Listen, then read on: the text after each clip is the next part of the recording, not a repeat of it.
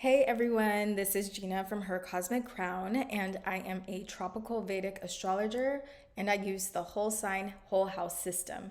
And today we are going to be doing a celebrity birth chart analysis. The purpose of this video is for educational purposes. It's not meant to judge or to criticize another person or to get juicy gossip about someone, but strictly educational purposes. If you want to know more about my astrological services, you can go to hercosmiccrown.com and click book a reading. I would like to preface that just because I do a reading on a particular person, it doesn't mean that I like or dislike them or that I even agree with what they say. I thought that Barack Obama's chart would be interesting because he was the 44th president of the United States and people are still talking about him. He's known for being an eloquent speaker and his magnetic presence, not to mention he's the first African American president. Keep in mind that this is a brief reading and it takes many hours to dissect a person's chart. So what I will be reading today is not all encompassing, but just a snapshot. According to sources online, Barack Obama was born on August 4th, 1961 at 7:24 p.m. in Honolulu, Hawaii. There's some controversy about his birth certificate and all of that. Just keep that in mind as I do this reading. When I start with the reading, one of the first things that I look at first is the ascendant. So he has two planets on the ascendant. His ascendant is in Aquarius. The ascendant represents the path that we're on. And since he has Ketu, or the south node of the moon, the path that he's on has a lot to do with the past. It could be past lives, ancestors, things like that. But it has to do with the past and completing past karmas and things like that. It's also the path of liberation.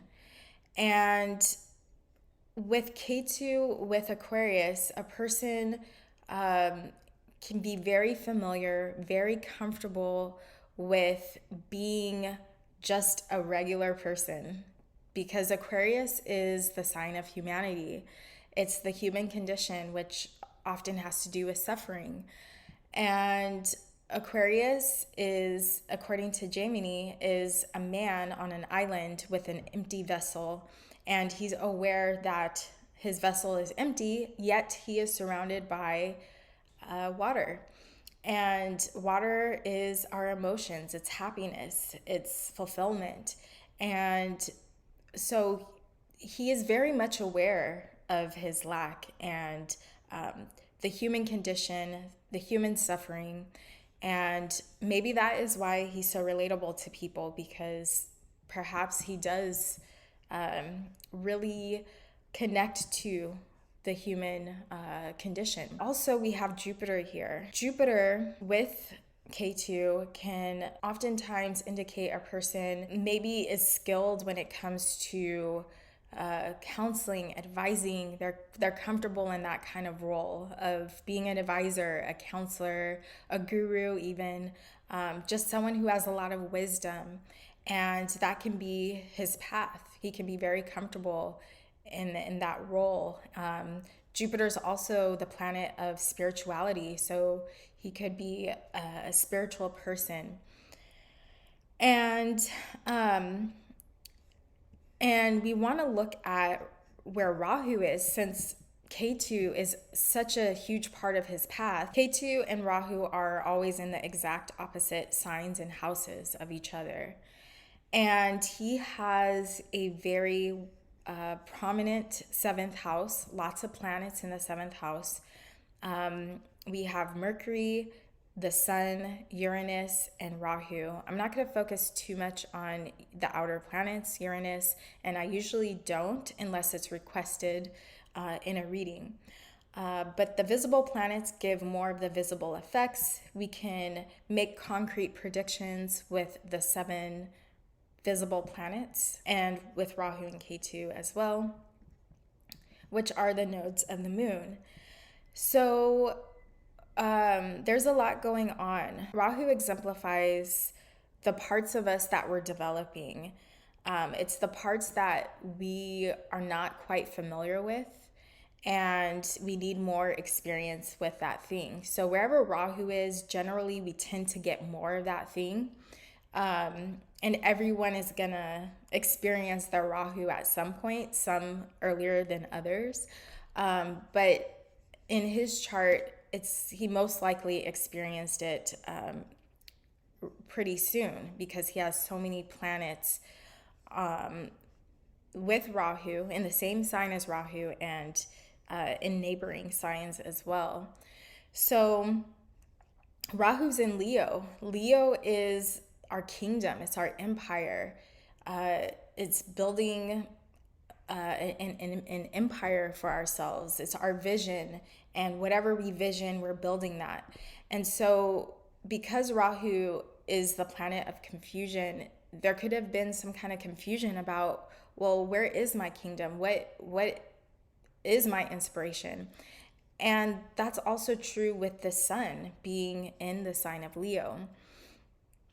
And the sun naturally rules over Leo, so it has very similar connotations. So the sun is our inspiration, it's our creativity.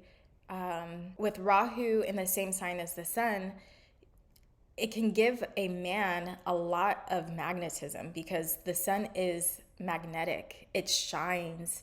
We see a person doing things. So a person, especially a male, but even females who have the sun and Rahu in the same sign, they can be put in leadership positions. People can see them as leaders, like, oh, you would be good for this task.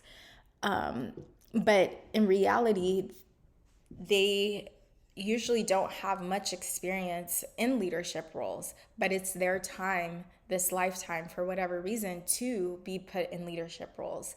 And there are all kinds of leadership roles. Leadership roles can be in the house.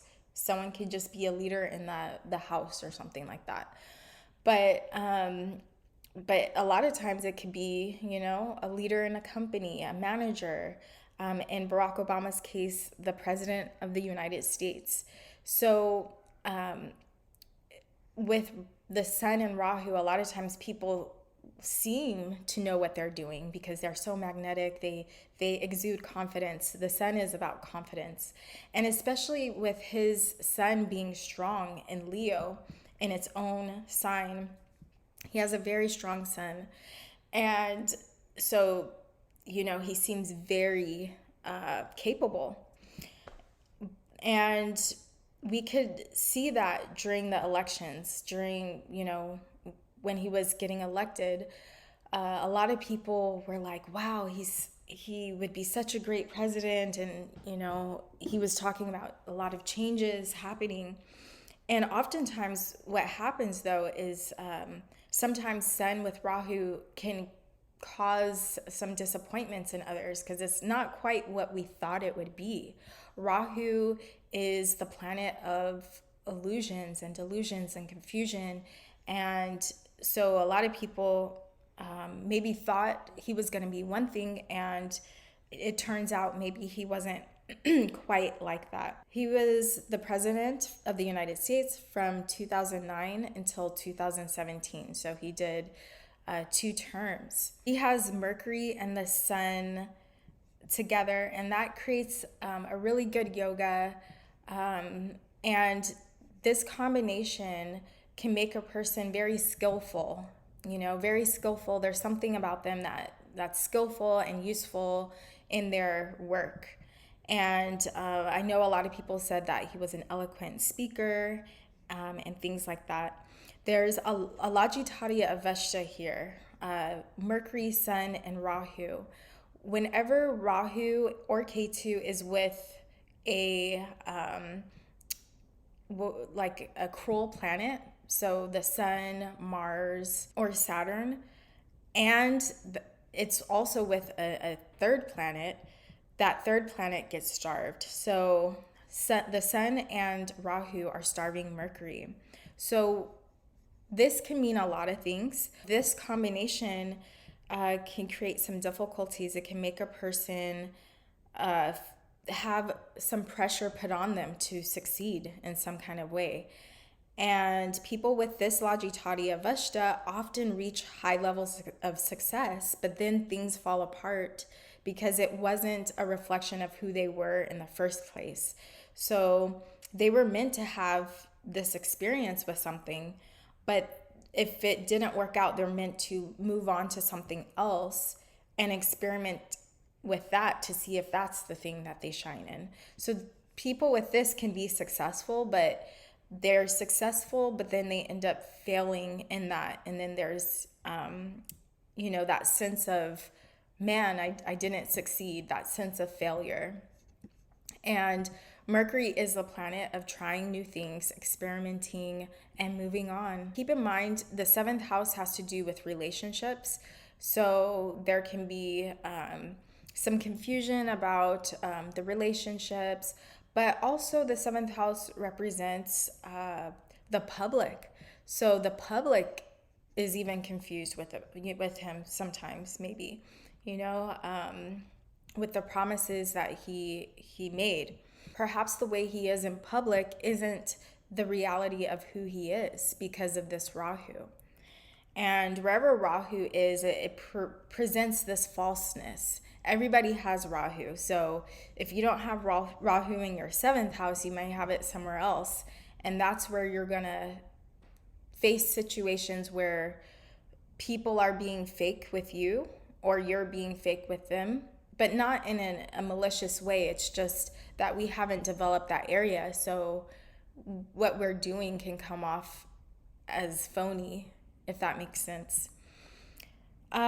There's a lot going on in his chart. I don't want to focus on too many things, but maybe we'll talk about a couple more things. But he has his moon in Gemini, which is great because Gemini is ruled by Mercury, and Mercury really helps the moon out a lot. And it can help a person to really see the different opportunities that are there. If there are any closed doors, Mercury helps a person find and navigate ways where a person can feel happy. Having your moon in Gemini can help you be open to different possibilities and find different ways to be happy. The moon has to do with our personality, our likes and our dislikes, our interests. And Gemini is all about communication. It's about socializing. It's a very social sign. So a lot of people with their moon in Gemini, I've found, even if they are an introvert, they like to be able to connect with others. And a lot of times they want to be intellectually stimulated on some kind of level because Gemini is ruled by Mercury.